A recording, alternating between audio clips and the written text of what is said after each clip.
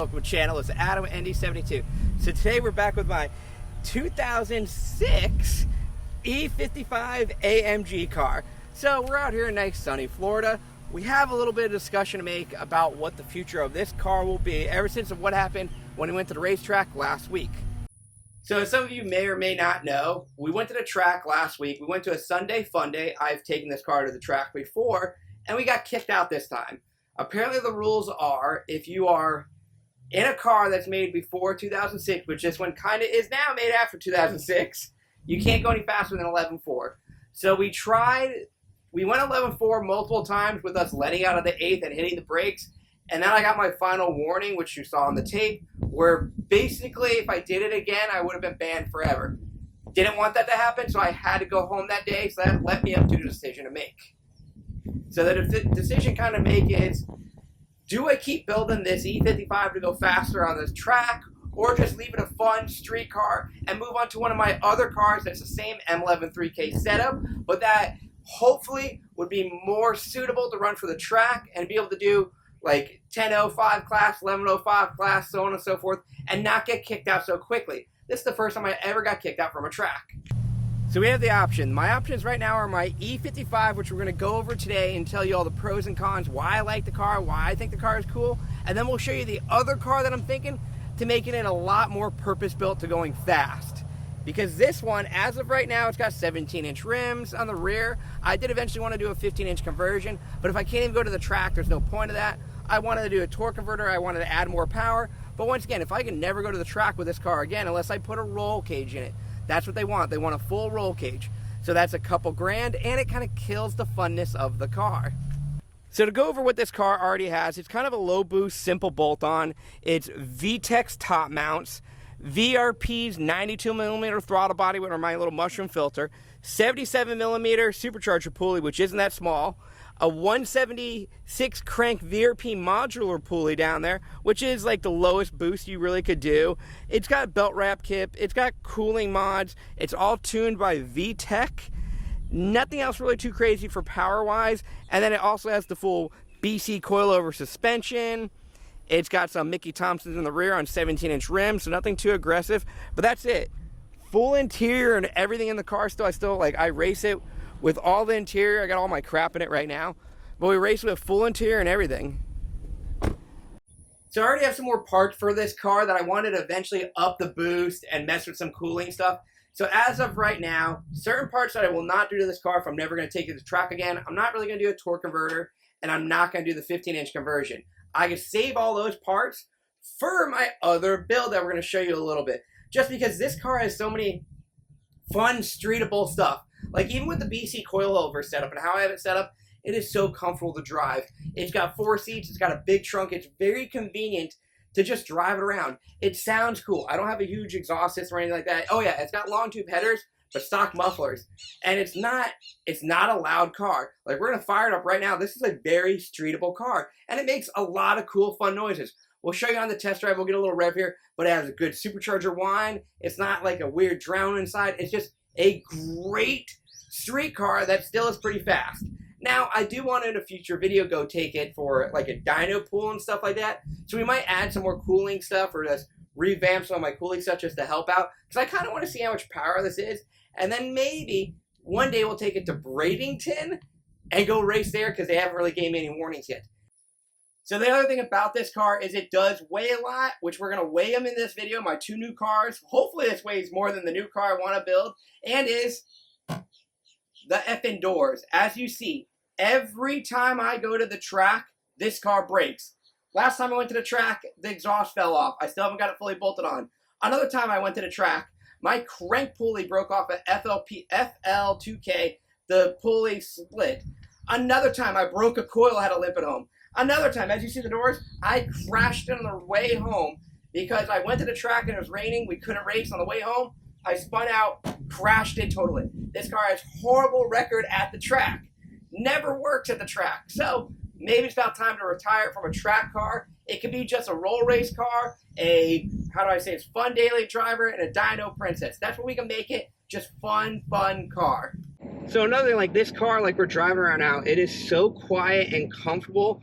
I really don't want to ruin it with a cage, because once you put the cage in, you just got bars everywhere. It makes it harder to get in and out of, and it's just, this is a great car. I drive to South Florida. I go on 2, 3, 4 hour long cruises. It's nice. You can let go of the wheel, the car just drives straight. It really has no issues.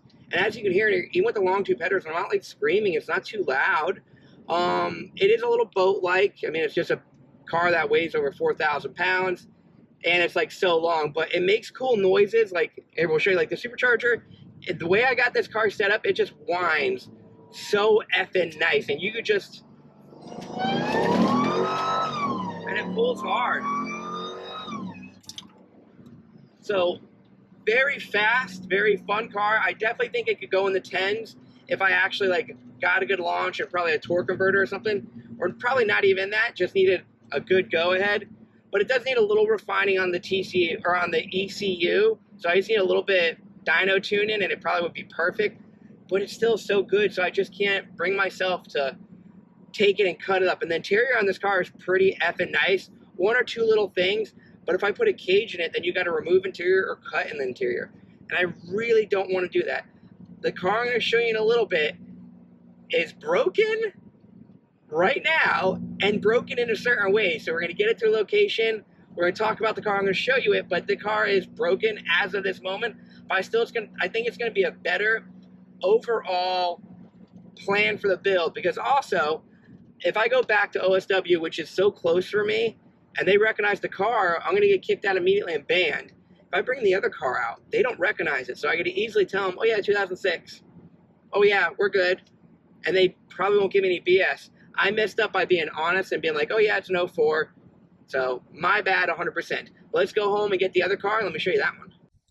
All right, guys. So our second option is my SL55 AMG 2006. So this car is coming with the M11 3K motor. It's basically got the same motor, same trans. Well, let me take that back. This is not the same motor that factory comes in these cars. But this is my second alternative to why I think this will be another better alternative to my E55 to take it to like a track drag, not a full track car, a car you drive at a track, full nice, still nice and all that stuff, but a little bit more racy than I want to ever make the E55. Now in saying that, let's talk about my SL55 right now. Alright, so this is my SL55. As you see, it's not fully stock. Clearly, there's a cap there. This car has some modifications, not even the factory motor. So I bought this car used, I bought it really cheap, and it had some broken stuff done to it, and it actually is broken as we speak right now. But I think it has the good bones to be a great potential for this thing I want to do. So let's go over the mods. So this right here has Needs Wings ported surge tanks. It's got VRP's 92mm throttle body, ported snout setup. It's got all factory boost. It's got factory manifolds. It's got a small amount of exhaust work to it. Nothing really crazy, and a V-Tech tune. And then I got some starting cooling mods. Like I got the secondary cooler. I have a secondary cooler, but not like you think, so I have a few mods done to it. So this exact motor, this is not factory, this motor, from what I'm being told when I bought the guy, this is the high compression block with the SL55 heads. Basically, he blew his block up, I don't know, he put a hole in it or whatever, and he went and got one from a CLK55 and threw it in there. That is what I am being told. Even so, it does have some stuff that look a little bit different than my E55. So the spark plugs I pulled out originally were from basically like an NA E55 spark plug. I was told I need to watch out just because the clearance between one head to another. So I haven't fully got okay with that. But from what I'm understanding, what they said this whole motor setup is basically SL55 heads, okay? CLK55 block and piston. And then they threw all the other SL55 stuff on there. That could be true, or they just took an SL55, SL500 motor and did a lot of work to it to make this work. Because if you know from the CLK55, even the oiling housing's different. There's a lot of things that are different that on this motor, they have it all. So it makes me to believe that what he said was true. I'm never really going to open up the motor, but we'll know. It does feel pretty quick from my understanding. Also difference with the SL55 compared to my E55 is the rear end. So that E55 should be like a 262 and this one is a 282. So you have better gearing. Now I already did the full coilover conversion, so it doesn't have the ABC anymore. It's got 16 inches on the rear, 18 up front rims. So it's got a little bit of modification. Now this is the thing about the interior. My interior is not good. So as you see, I got some things pulled apart. My center over here, this is a couple $100 piece that's broken. You got pieces broken back there. You got pieces broken back there. You got a rip seat. It is not a perfect interior. This is all coming off. A lot of stuff are coming off of this car. So that's why I don't mind if I do need to cut it up a little bit. Now also, the whole convertible top works. I want to keep that. I love taking the top down on this and going and have fun with this. We might add some more body styling stuff, but all in all, this car looks pretty cool and pretty fun. So this car might be a good alternative to my E55 because it's not like a unmolested car. This thing has a lot of quirks, a lot of things wrong with it. The body's not perfect, the interior's not perfect, but I think it's a very doable car. And I want to see today which one's actually lighter, because I'm going to tell you right now, if this one turns out to be lighter, 100% going to start adding boost and adding power to this. Now also what I'm being told, let me get it talking to you guys. I'm being told by some people with this setup I cannot add a lot of boost like I do with the E55, but also, so with my surge tanks, that should help lower some of the boost. I might eventually go back to my top mounts like I have with my other setup, but also the cooling on this car. So the cooling on an E55, factory, how it sets up, that place is so smushed in there, you have no room really to work on or anything. The cooling system on this is superior to the E55. I'm going to tell you why. The E55 factory comes with a small cooler up front, and then you have all your radiators and you have no room in the engine bay. These coolers are basically a full-length, big old cooler that sits in between the radiator setup already. Because this nose is so much longer, you have so much room. Let me show you what I'm talking about. As you can see, with all the SL55s, you have so much room with that fan still in. You could easily get your supercharger bolt off. You could change a belt. You could do all this service because the nose of this car, you could just see is so much longer. They put their intercooler setup or their heat exchanger setup in there, and you still have all this room in case something happens at the track to work on it, to change a belt, to do anything. Look at like how much room you have to get in there. Let me show you the E55. Here's the E55. You literally have like zero room to do anything. If I have to do any service on this car, I got to take the fan out. And taking the fan out's a lot of little bolts. It's doable, but just at the track, this makes it so annoying. If I throw a belt, it's not a quick process. On the SL55, quick process to put a new belt on.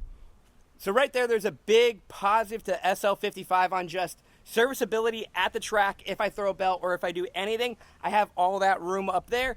And it gives me the opportunity to throw bigger heat exchangers on because they have a bigger heat exchanger that VTech makes, and I could stack heat exchangers and it'll run very well. So we're going with that as a plus right now. Now I do want to pull it in the garage. We're going to pull the scales out. I want to see which each one of these weighs on my scales on today, because also on this car right now, I've seen a few people do seats and stuff like that, and they look pretty good on this car. I could throw some race seats in there and drop weight. I could do the two-piece rotors like I did on the E55 and drop weight. I could drop maybe 200 pounds, maybe 200 pounds off this car, how it sits. The E55 is almost all tapped out unless I fully gut it. And when I say I'm dropping weight out of this car, I'm not saying gutting the car. I'm like upgraded two-piece rotor brakes, doing the brakes in the rear, changing out seats, a few things that will drop weight out of this bad girl. So let's pull them both in my little garage and weigh them both right now. All right, so we got the SL55 up on the rack. Scales are all zeroed out. Let's lower this bad girl and see what it is.